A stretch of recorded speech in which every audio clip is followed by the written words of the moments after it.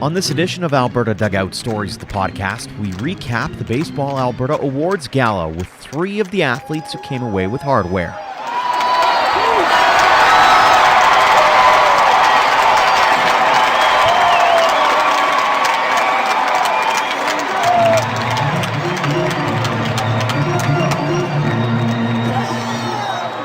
Welcome to episode 65 of Alberta Dugout Stories, the podcast. I'm Joe McFarland. What a weekend it was in Edmonton as Baseball Alberta held its annual general meeting and convention, which included the year-end awards highlighting the athletes, umpires, volunteers, and many others who make the baseball community in our province tick. We're looking forward to spending some time over the next few weeks sharing some of those stories. In this week's episode, we're going to highlight the Players of the Year. 14 awards were handed out, and this year, one athlete took home 2 of them. Ellie Jesperson picked up the 16U Girls Award as well as the Women's Open Award. She had a great year representing our province and then our country as one of 5 Albertans selected to the national team. And as the youngest player on that squad, she turned a lot of heads. We met the 16-year-old back on episode 41 of the podcast, so it was nice to catch up with her this time around with some hardware in hand. Ellie, welcome back to the podcast. Yeah, thanks for having me. What's it like now that you've been able to sit over this for the last couple of days and realize that you're the 16U Girls Player of the Year and also the Women's Open Player of the Year? Oh, well, I was really honored to get both awards and really excited for being recognized for both awards, and for my hard work, even though so many other people put in lots of hard work and don't get recognized for it themselves. Did you have any idea that maybe you were at the very least in the running or even potentially a front runner? I knew I would be in the running because every girl from Alberta has a chance at the award, but I was very surprised that I got both awards because at first I thought I would only have a chance at the U16 one. Mm-hmm. Take us back to the moment where they call your name and what went through your mind? Oh, well, I was very excited and honored to be able to get both awards and also meet Mike Soroka, who was there. I was going to ask about that, and we were talking before we hit the record button about having Mike Soroka there. Here's a guy who's in the major leagues. What was it like listening to him, and what kinds of messages did you take away from his chat with you?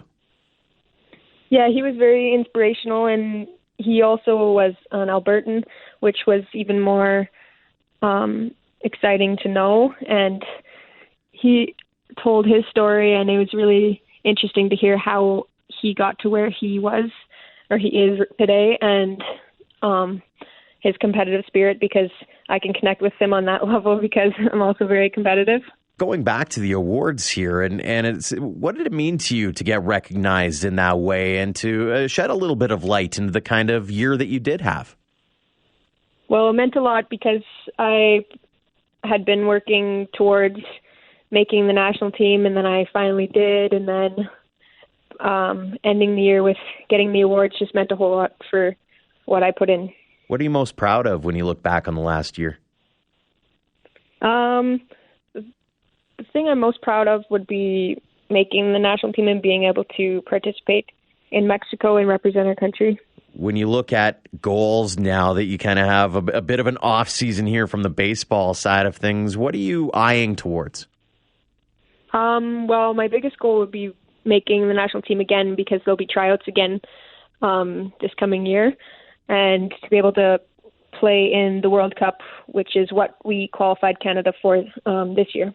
I know one of your sisters actually came away with a bursary, if memory serves me correct. It had to be pretty special just from a family perspective to be able to share all the positive and all the great vibes from the weekend. Yeah, I was very proud of her for getting that. She's a really hard worker, and she really deserved that award. Talking to different people around baseball circles in this province, and everyone talks so highly of the Jesperson siblings and all they've accomplished so far. I'm curious, where does that competitive nature come from? Well, probably my dad also played sports in baseball and basketball growing up, and he was always super competitive too. And I guess his competitive spirit kind of just came along with us because we just grew up playing sports with him and everything. So I feel like that would be a big part of it. I'm curious how you're going to answer this. Who do you think is the best ball player out of the siblings? Well, I don't know. I'm not sure, but I can't say. Playing the politically correct card. I like that. I mean, it is amazing to me is seeing the competitive spirit out of all of you, because you've all reached such high peaks in baseball already. And so what is it that keeps driving you day after day to be the best that you guys are? Well, I think things like when we reach our goals, it makes us want to do more and achieve more and see how well we can do, especially being women and growing baseball in women's sports. Final question for you. As you look at your awards and as you look over the year that's been, anybody you want to single out as either inspiring you or giving you that extra nudge to be the best that you can be? Yeah, definitely. I've been hitting with Sheen Bromley once a week, and we have for the last couple years now, and he's been a really big part of my development as a hitter and a baseball player overall. And also this past school year, I've been going to FX Baseball Academy to practice with them, and they've really helped me develop as a player. It is great to hear. Well, Ellie, congratulations on all the accolades. Congratulations on the year that you've had, and all the best as we look forward to 2020 and beyond. Thank you. Congrats again to Ellie on the 2 awards, as well as to Taylor Breen as she picked up the 14U Curls Award. Moving on, we want to take some time to congratulate some of the younger athletes who took home awards over the weekend. In the 11U category, Southwest Edmonton's Tristan Zapata and Red Deer's Daryl Rodriguez were the winners. In the 13U category, it was Innisfail's Ethan Savage and Nathan Flewelling, as well as St. Albert's Eric Hartman taking home the bragging rights. And the awards in the 15U category went to Fox Creek's Charmaine Gervais, Grand Prairie's Austin London, and Dogs Academy's Connor Pote. The son of former Major Leaguer Lou Pote was profiled in our 7th inning stretch series ahead of the T12 this year, and we chatted with him this week after he earned even more accolades. Connor, thanks so much for joining us on the podcast. Yeah, for sure. It's an honor. Thank you for having me. Let's take a look back at this past weekend and you winning the award through Baseball Alberta. What did that mean to you? It was a great feeling to be recognized as one of the best players in Alberta, and I think that puts a cherry on the cake with us winning provincials too. It was a great end to a great season. When you look back on the weekend, what was the first thing that went through your head when you heard your name called? I was so excited just to go up there and get a picture taken with Mike Soroka, one of my idols and a former participant in Alberta baseball, and it just felt great to be have someone that's came from where we are in Alberta, Canada, make to the big leagues, and that gave me some hope that anyone can do it, I guess. Let's start with that aspect of it and getting the opportunity to meet Mike, to hear his words. What did you take away from that conversation as you listened to him speak? Well, I think I really connected with him because he talked about a lot of things I've gone through about when you're growing and, you get sore, like growing pains and all that. And he said, you just got to remember that it may feel like you're losing your athletic ability, but it's just your body going through changes and that you're going to get sore and you just got to wait and trust it because, he's 6'5", around 230, so I'm pretty sure his growing pains must have sucked. And it's interesting that way. I mean, you've got the pedigree, you've got your dad kind of in your back pocket kind of thing. Is it different hearing the same kinds of advice from somebody completely different other than, your blood like your dad? Yeah, I think it really connects because, Mike Soroka's 7 years older than me. He's only 22, so it's just crazy to think that, hearing my dad, who's getting what I like to think is older now, and just hearing a 22-year-old kid, and he's such a great speaker, and he's so smart. He's just great, and it's amazing hearing what he says, and he talks like and just his knowledge of the game. He talks like he's been in the league for 15 years, and I mean you can see that when he pitches, and he just has so much knowledge already, and especially being a young kid, just the stuff he has to tell you, it's unbelievable.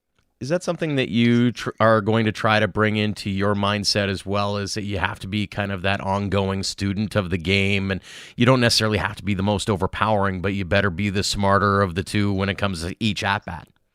Oh yeah, for sure. You can't just raw talent can only take you someplace. Hard work and being just knowledgeable of the game and knowing the right plays and executing the right pitch when you could just try to blow a flat fastball by him is really important, because that raw potential can only take you so far. But if do you have another edge, like just having that edge of on the intellectual side about what pitches to throw in a good count, all that stuff, then I think it really gives you an advantage. Looking back on the year that you had, and there are certainly a lot of things that you got to take part of, single out something of a highlight for yourself. What was the most exciting aspect of the 2019 season? It was probably, I'd have to say, we were playing in a game in Langley against North Shore, and I always tell people, always ask me this question: what was the best part about the season? And they're always surprised I don't tell them it's the provincial final and all that. But it was our game. It was a game against the North Shore Twins from Vancouver in a Langley tournament, and there had been some stuff that went on with them a game before. They were saying some things that just were disrespectful towards one of our players, Jose Nunez, and we played him in a night game under the lights, and I think we won about 2-0, and it was a 9-inning game, went into extras, and it was just unreal. It was the best game our team played, hands down by far. Just sticking up for our teammate Jose, who's the heart and soul of our team, and having an amazing game overall, just team wise. And it really brought us together as a family, and we saw what we could do. One of the things that I've taken away from the conversations I've had about that team in particular is that you guys have been able to kind of grow together and to be able to really grasp that whole notion of being a team all the way through. How special was that group in your eyes? I think we're the best Bantam Dogs team that, Alberta's ever seen. I think that we'll have a lot of big names that you look 5 years from now and you'd be like, wow, all those guys were on the same team. Like, I just think that we had something that no one had, and it was we'd all played against each other on our different teams. Some of us coming from Sherwood Park, St. Albert, Junior Dinos, the Cubs. We'd all had competition against each other, and I made sure before we got on the team that I got in contact with everyone and talked to them about them, because I kind of already had an idea of what our team was going to look like from fall ball and winter. And, we were with each other all year, way longer than other teams are, because we practice in the winter and all that. Mm-hmm. So I think that we really there's just something about us. I, to be honest, I don't even know what it is, but there's just that it factor. You can't really name it, but it's just there, and it just sets us apart. And now you get to look ahead to 2020, and what's on your radar? What do you want to accomplish over the next year? My biggest goal right now is just, I think, to make the junior national team roster. That would be my biggest goal. And then looking into the summer is just have a good overall summer. That's about my only goal that I have. As long as I play well and my team wins, that's all I look forward to in a baseball season. I know the personal accolades have rolled in, and like I said, you get the award over the weekend, but is it tough to kind of differentiate between the personal stuff and the team stuff when you've got sort of some different goals in mind like that? I think a little bit, but I think if I hadn't played on that team, then I don't think I'd be Bantam Player of the Year. I think that team made me the player I was all year, and they drove me to be better and try to, put myself out there. And they made me, being surrounded by good players can only make you better. And that team was full of good players and amazing players, actually. And they just made me better. And it was almost like our friendly little competition. We try to, see who could get more hits in the game. And sometimes we'd even try to see if we could have home run derbies during games if we were on a smaller field. But they really pushed me to become who I am and who I played as this year. Anybody in particular over at Dogs Academy that you feel was instrumental in what you've been able to accomplish over the last year? Definitely the coaches, but as far as players go, I have to say my friends Jose Nunez and Luke Wilson. Those are just two, but the whole team really helped me. But those two, they were always there. And if I had a bad game, then they would always be talking to me and telling me that it's all right and that next weekend we'll get to play 4 more games and not sweat it. And Jose, he's the heart and soul of our team. You can always expect a positive attitude from him. And Luke, he's just that guy. He's that guy that you can go to whenever. And that's really what we needed him for. And that's what I needed him for, to always cheering me up and telling me that it's going to be okay, not to worry about anything. Those two definitely played a role in my player of the year this year. Final question for you. What does it mean to you to have some accolades around not only yourself, but around your team, and to be thought of in the way that you have been over the course of this last year? It's great. I know, there's a lot of kids on that team, on the Dogs team alone, I think could have got player of the year, but I think that I'm extremely blessed and fortunate by God that I got picked. And, I can't really put it on myself. I got to thank them. They made me how I played this year, and it was just they made me who I am. I can't really describe it any way else. Connor, well, congratulations on being named Player of the Year through Baseball Alberta, and continued success going into next season. Yeah, thank you very much. I appreciate it. There was one more age group that was singled out during the Baseball Alberta Awards, and that was 18U. Elk Point's Andre Proctor Ramirez, Provost's Josh Paulgard, and Grand Prairie's Donovan Wallace were the winners in that category. Wallace is a product of the Northern Lights Academy and is already eyeing up next season as he's going to school at Okanagan College. After a busy few days of traveling between school, home, and Edmonton for the awards, we caught up with the young utility man. Donovan, thanks so much for joining us on the podcast. Yeah, thank you for having me. Take us back to this past weekend and winning that award through Baseball Alberta. What did it mean to you to be recognized in that way? Well, it just felt good. I was obviously happy with the season already, and it was just an extra little boost of confidence at the end. It felt nice to get recognized and stuff like that. What was the first thing that went through your mind?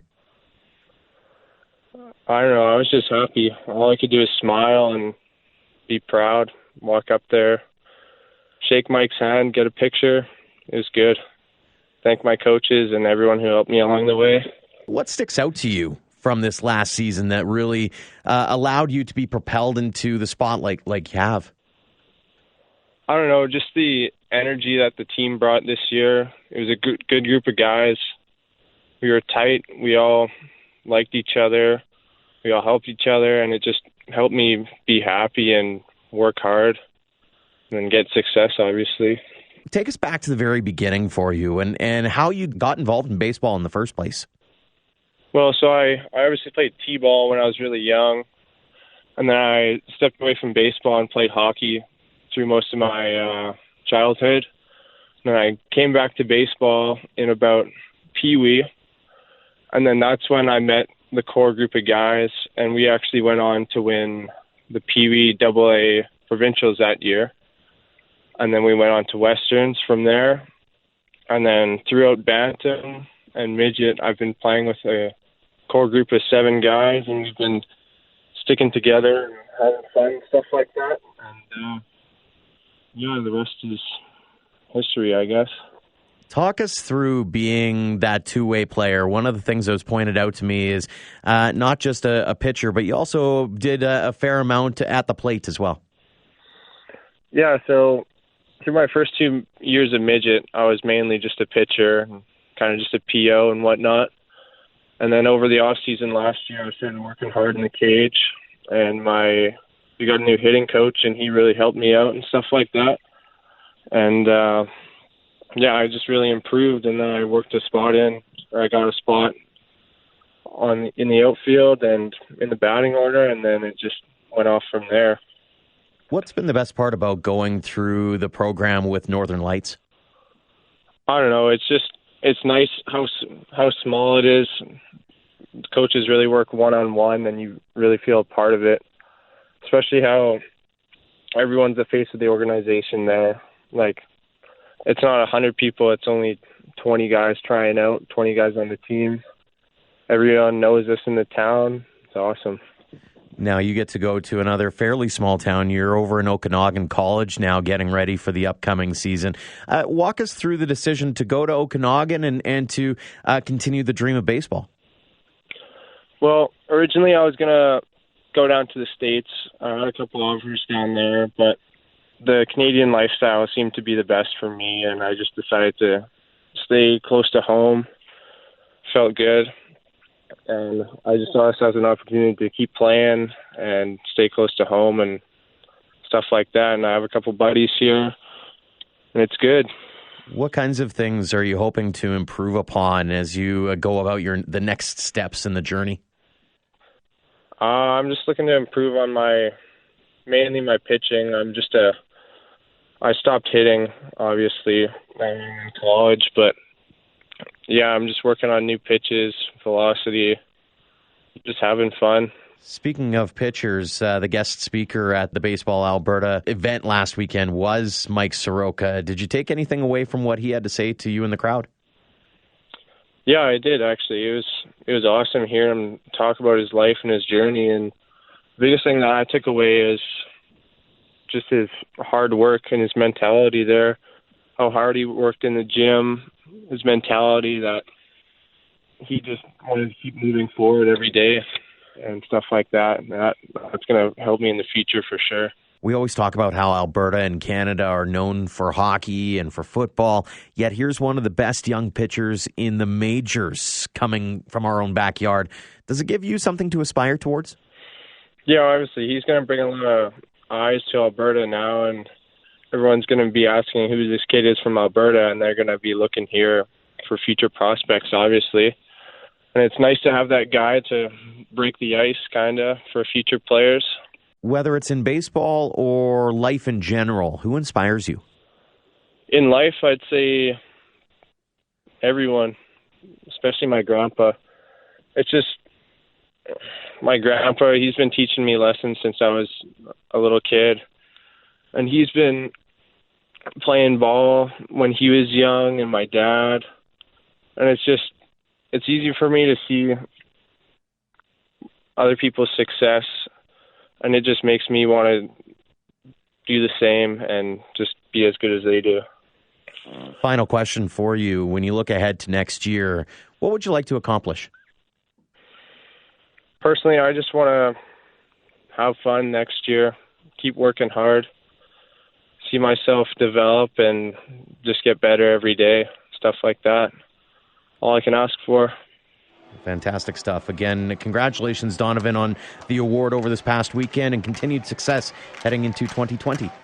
Thank you. Thanks for having me. Again, congratulations to all of the award winners, and thanks to Ellie Jesperson, Connor Pote, and Donovan Wallace for joining us on the podcast. Even though the offseason has settled in, we will continue to bring you some of the stories from the awards, among many other storylines that we've been following. So if you haven't already, now would be a great time to subscribe on Apple Podcasts, Google Play, Spotify, and Podbean. Until next time, thanks again for all of your support, no matter the platform, of Alberta Dugout Stories.